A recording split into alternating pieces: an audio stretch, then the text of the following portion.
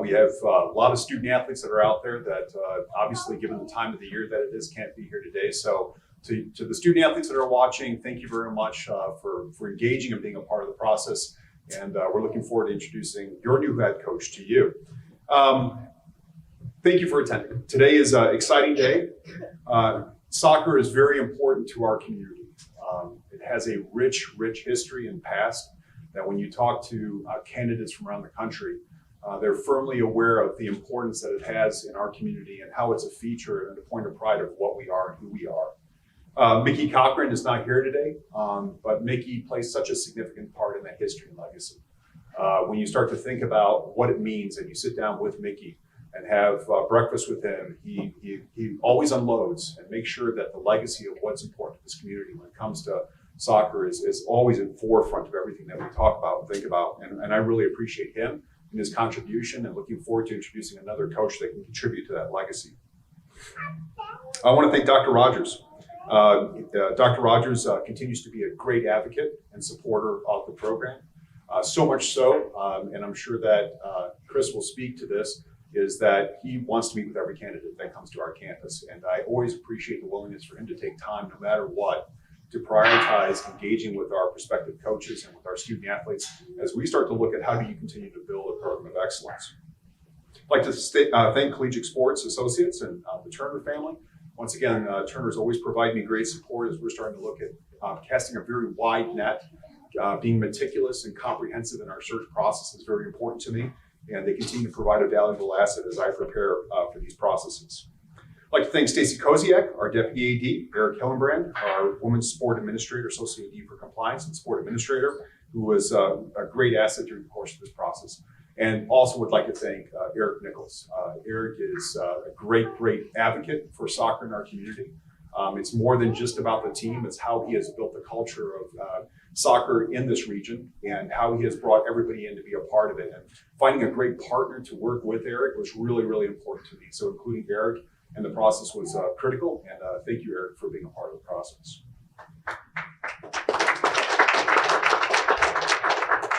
One month ago today, on November 21st, Jimmy Walker was announced as the new soccer coach at Creighton University.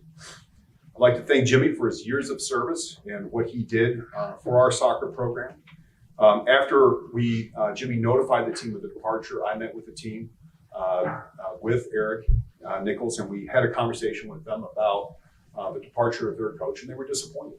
Obviously, during his tenure here, a lot was achieved by this particular program. They were 26, 19, and 11, 12 athletes on academic All-MAC team, 2 conference championships in the last 4 years, and 2nd place this last fall. And they deserved to be respected for a program and a team that achieved great things. I said to the team during that meeting, I said, I want you to gather your thoughts. You're disappointed. But when you start to think about the type of program that you want to sustain, the culture that you want to sustain in your program, I want to come back to you and I want to talk to you about what's important to you. The next day on November 22nd, Eric and I met with the team, and they had done their homework. They had really come together and talked about the values, what has made soccer great here, and how do we sustain our program. They wanted an experienced leader, someone who does not have to learn on the job.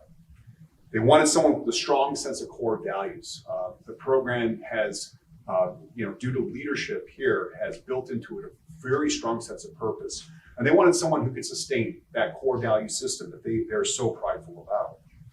They wanted someone that understood and respected the roster as it is today. They're a team that is very cohesive. They play together. They respect each other. They want someone to come in that says, let's build on the strengths of this program and not have to tear it all down to rebuild it. They want someone that respected, that had the acumen to understand how you build on success. They wanted someone that, actually, this was something that I thought I was very proud of our team for saying. This is a team that prides itself on fitness. They wanted someone that has a keen understanding of what maintaining and building a strong team looks like, but someone that's rigorous in their commitment to fitness, because they really pride themselves on outplaying other opponents because of that commitment to fitness. And I thought that was a unique component of their presentation. They talked about their commitment to academics. This is a team that is very committed to academics. team that has very different types of academic majors, and they want someone that understands that is very important to them, that works with them. We have nursing students that have to miss sometimes practices. They want a coach that understands and always values that academic experience above all else, and that was very important. They wanted a passionate leader, a positive energy. When someone walks in the room, they want to feel that someone is driven, but they understand the perspective and the goals, but someone that absolutely positive about outcomes. And they didn't say this, but it's become glaringly evident that they wanted an Aston Villa Soccer Club fan. And what I found is that we've had 3 generations of head coaches here that have all supported the same English soccer club. And so it happens we got an Aston Villa fan, just like Jimmy and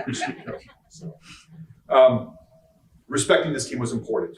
And I think we went through an exhaustive search process. One of the things that I think is a hallmark of searches that I've been involved in is I want to cast a very wide net. I want to see everything. I want to look under every stone. And I can promise you there was no stone unturned as we started to look around the country for who our next coach was. On December 20th, Chris Fox signed an MOU to join Bowling Green State University.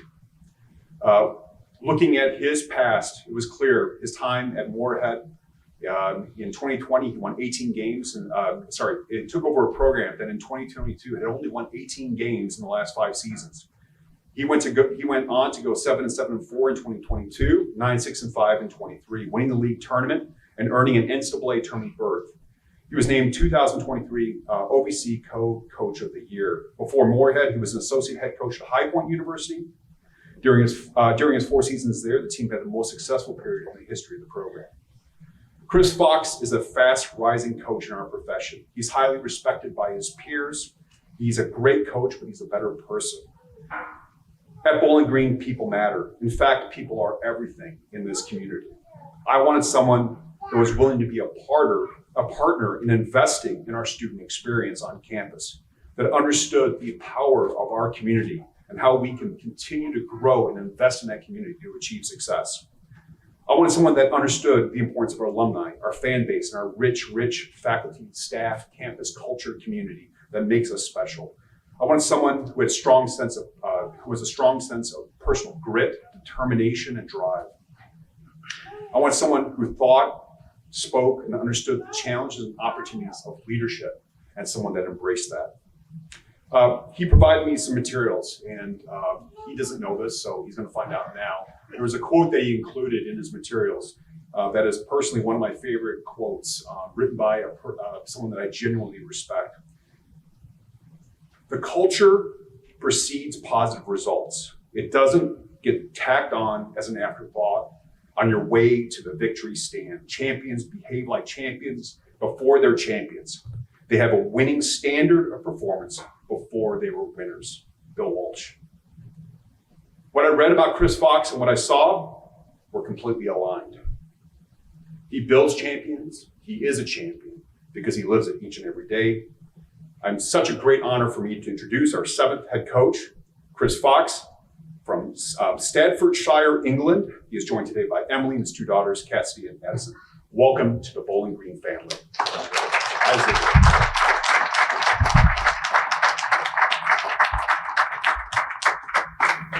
How's everybody doing?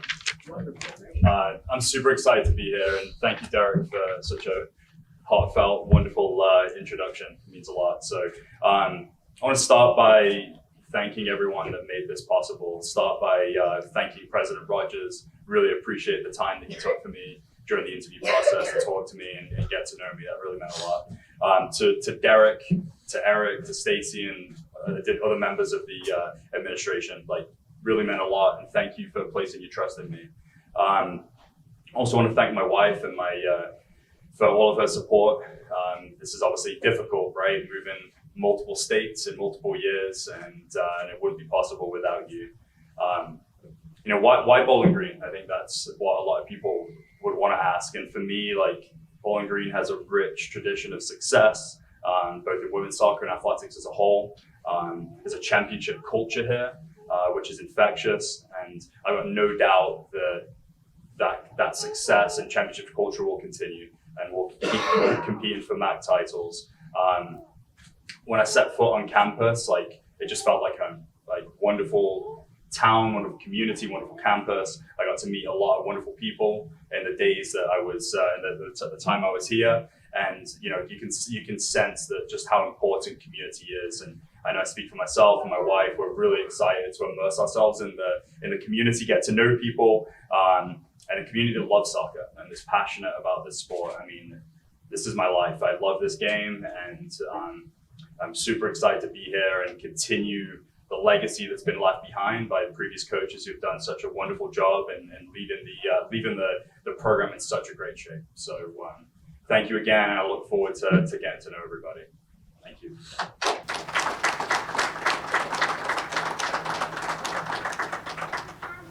All right, at this time we'll open up to questions from the media, and I'm going to start with Steve back there with Falcon Sports Media Network, if you've got any questions. Brandon Lowe. Coach, we talk about obviously the on-field success that this team has had over the last 6 years. They've gone from essentially the middle of the conference to the most decorated program in the conference. But what are some of your goals off the field in terms of integrating with your athletes in the classroom and getting involved in the Bowling Green community? Yeah, absolutely. I think for me, it's about meeting the players where they're at. Like I've always, believe that it's about the person first and then the player. So big thing for me is getting to know the players on a personal level and understanding, as Derek had mentioned in his introductions, like where they're at, what they're all about, what's important to them, and then developing a player-led culture. So.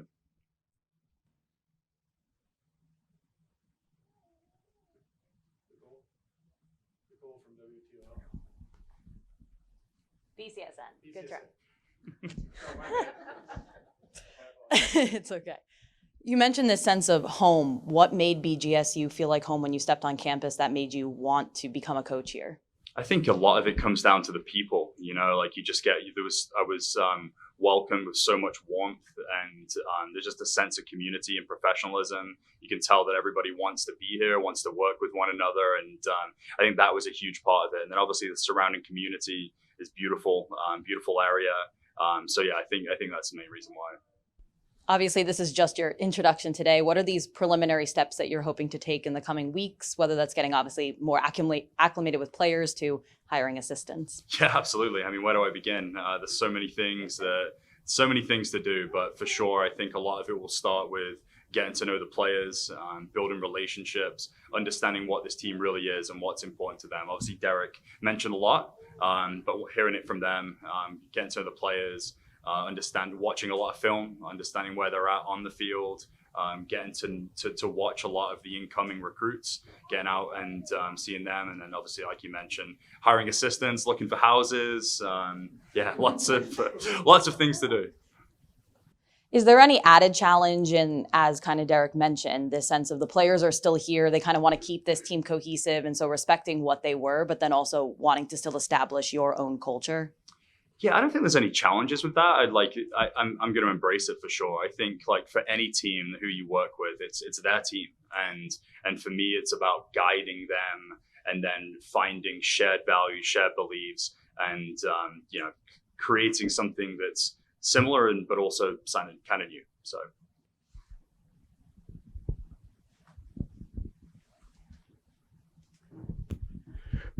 Coach, if someone came to you and said, what can we expect to see on the pitch from your team? What does a Chris Fox coach team look like? What would you say? Yeah, I'm a coach that values possession. I want to keep the ball.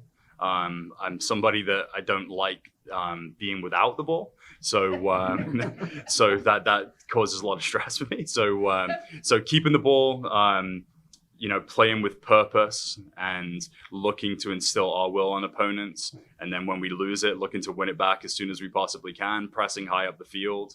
But I'd say that's, even from a defensive perspective, like keeping the ball for me is the best form of defense as well as attack.